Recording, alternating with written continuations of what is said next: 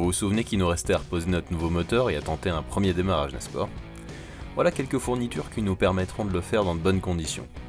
J'ai déjà remplacé les joints toriques de tous les injecteurs ainsi que les connecteurs les plus abîmés, ça vous l'avez vu. On a les nouveaux supports moteurs. Alors je crois que j'ai pas filmé le démontage des anciens, mais ça a été assez sport. Ils étaient vraiment très grippés, donc ça peut être évident. On a les filtres à air. Alors j'ai pas pris du Aston Martin parce qu'en fait c'était plus cher d'acheter le filtre papier que les filtres réutilisables, comme c'est le cas de ceux-là.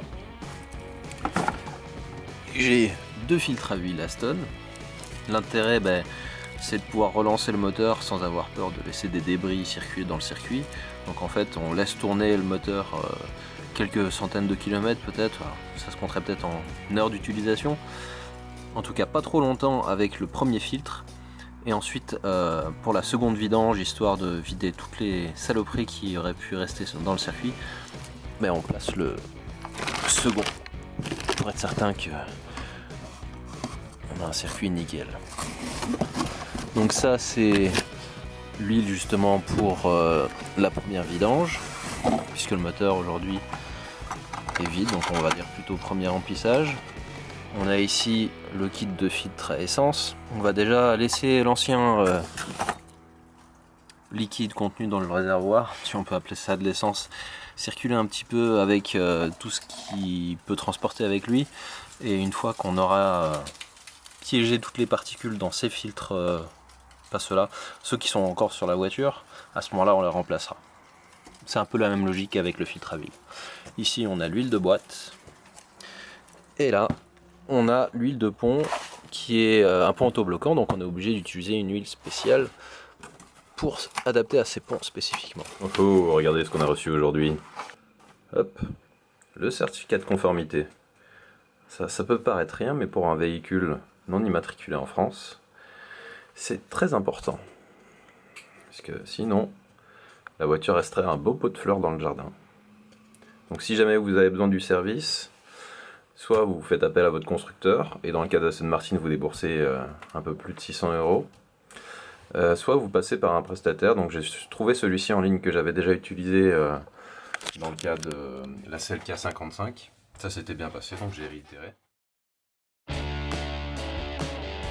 C'est le grand jour. On va réinstaller le moteur et donc on va déjà commencer par installer le kit d'embrayage pour libérer le ML de son fardeau.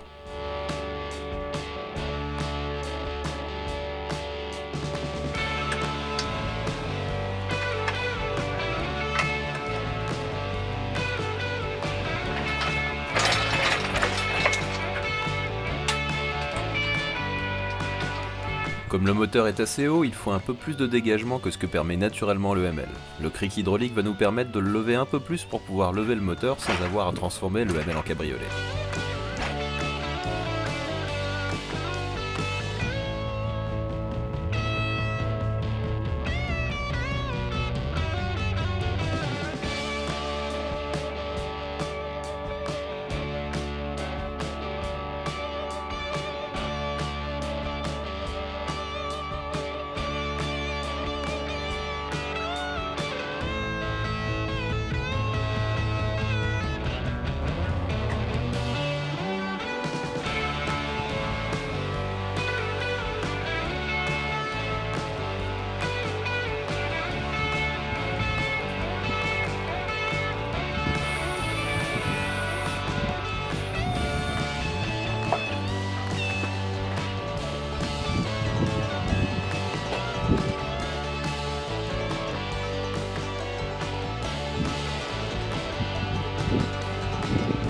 Il faut maintenant amener la transmission qui doit beaucoup manquer à ce moteur depuis le temps.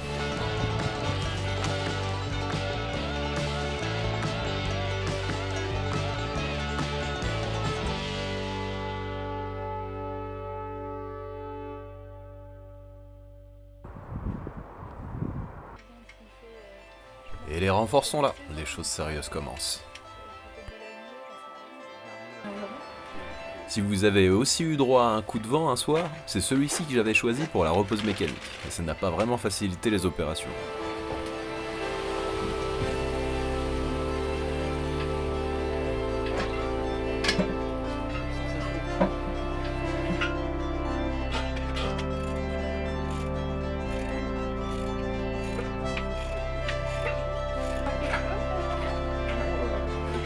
Pour cette repose, vous aurez droit à quasiment tout le métrage, heureusement pour vous en accéléré.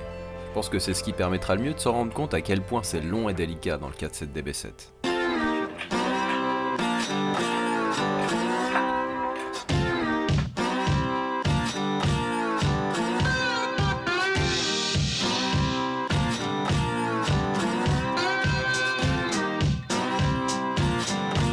Il est bon de faire une petite pause assez régulièrement pour vérifier où on en est au global. Ça permet d'éviter de grosses catastrophes quelquefois.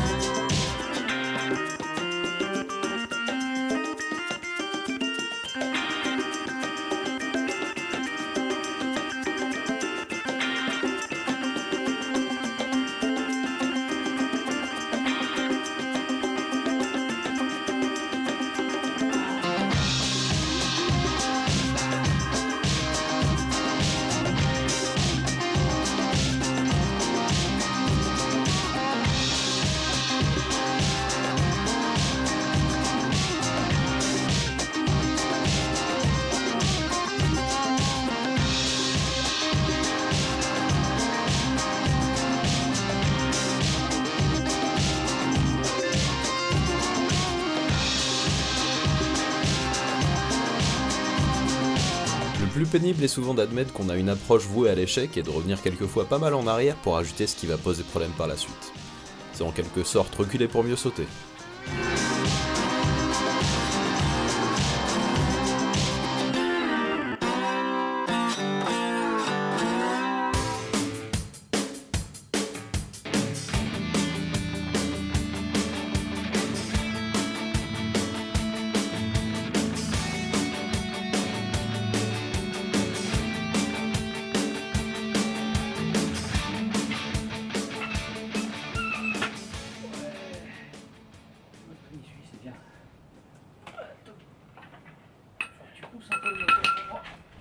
On dirait qu'on a enfin passé le point délicat. Ce bout de bois qui se cale contre la voiture. Par contre, les planches, tout ça, faut les virer là.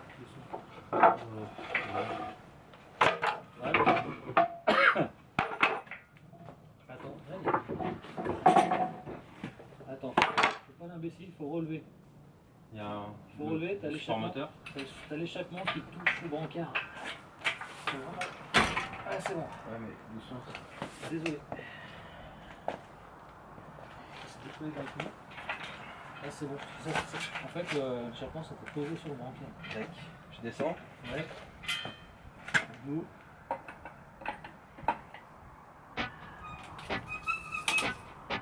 Voilà.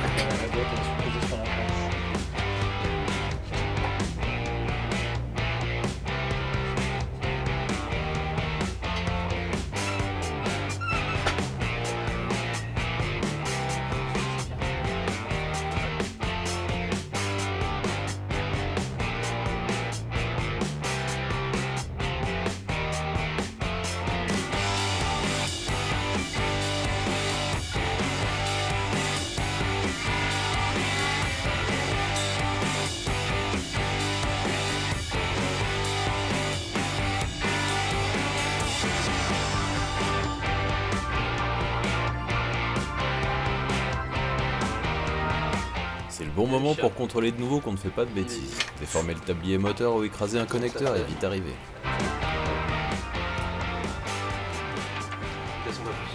Une fois le moteur posé sur ses supports et après une bonne nuit de sommeil, on rattaque le chantier. Il reste des heures et des heures de remontage avant de pouvoir enfin tenter un démarrage.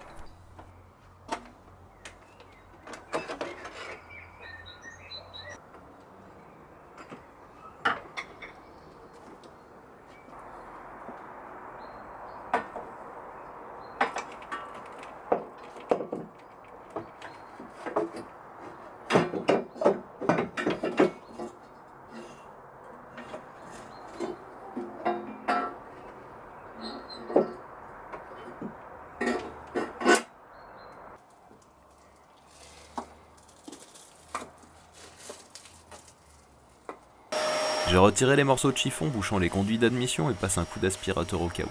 Je repose ensuite une bande de scotch pour éviter de faire entrer quoi que ce soit avant la repose des collecteurs.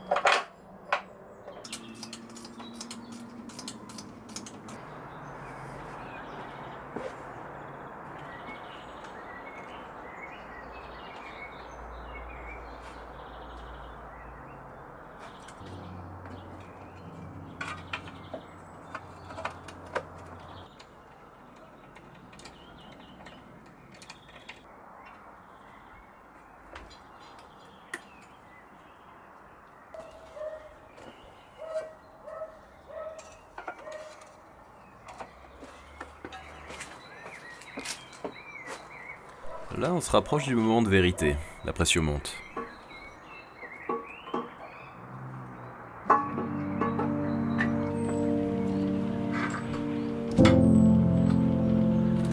Difficile de décrire ce mélange d'appréhension et d'impatience. Je prends pleinement conscience de l'enjeu, des milliers de kilomètres et d'euros investis dans l'unique but de lui redonner vie.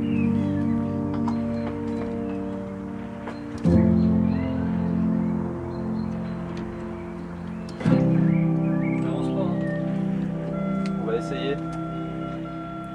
La première tentative de faire tourner le moteur au démarreur est un échec. Rien. Il y a un relais qui passe, mais ça lance pas. Peut-être que la masse. Effectivement, la masse n'est pas bonne. Je décide alors d'installer un câble de batterie dédié à cet usage pour faire un nouveau test dans de meilleures conditions.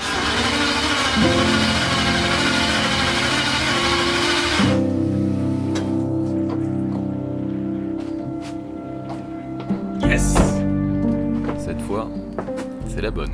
Après avoir fait tourner plusieurs fois le moteur au démarreur et compléter le niveau d'huile, il reste quelques éléments à remonter pour enfin mêler étincelle et essence dans ce bloc.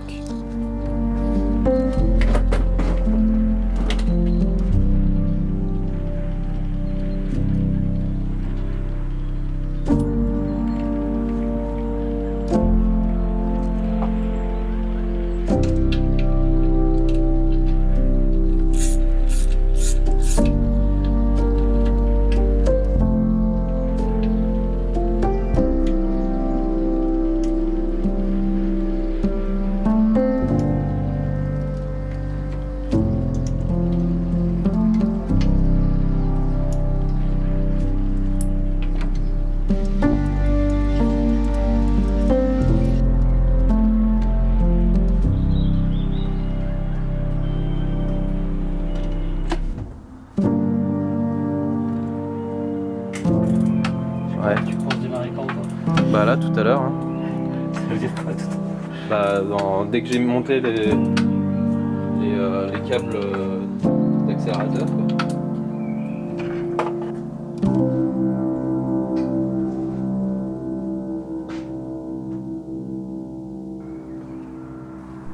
Vous êtes prêts ?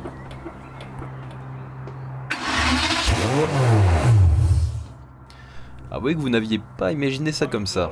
Moi non plus, à vrai dire. Il a démarré absolument immédiatement, mais a eu tendance à tout de suite prendre des tours. En fait, les papillons sont réglés pour être partiellement ouverts. Je sais pas pourquoi ils étaient dans cette configuration, mais j'ai en tout cas omis de vérifier. Heureusement, je me tenais prêt à couper le contact. C'est fermé à fond, donc au pire des cas, on pourra pas accélérer à fond, mais bah, c'est pas encore trop mon problème. Ouais, ça va en buter, nickel.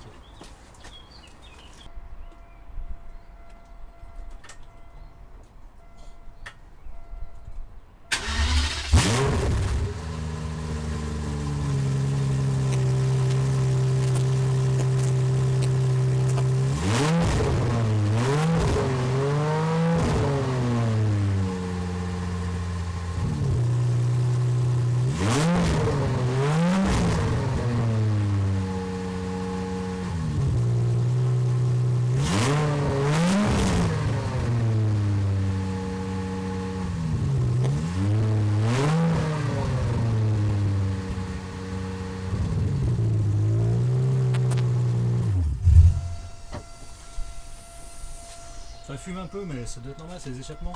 Oh putain! Yeah! Bravo. Et merci. Allez, je vous propose de profiter de ces sonorités avec un niveau de qualité audio qui lui rend justice.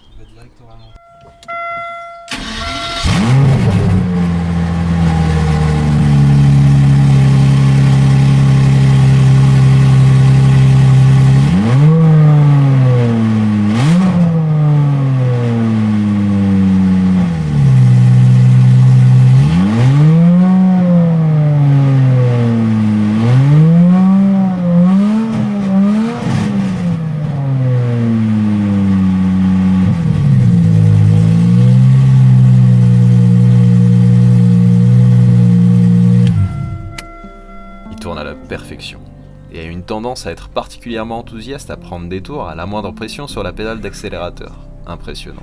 La pression d'huile affichée au manomètre fluctue normalement selon le régime et aucune fuite n'est à déplorer pour le moment. Soulagement. Et excitation à reprendre les travaux pour pouvoir enfin la déplacer et rouler. Mais ça, c'est pour le prochain épisode.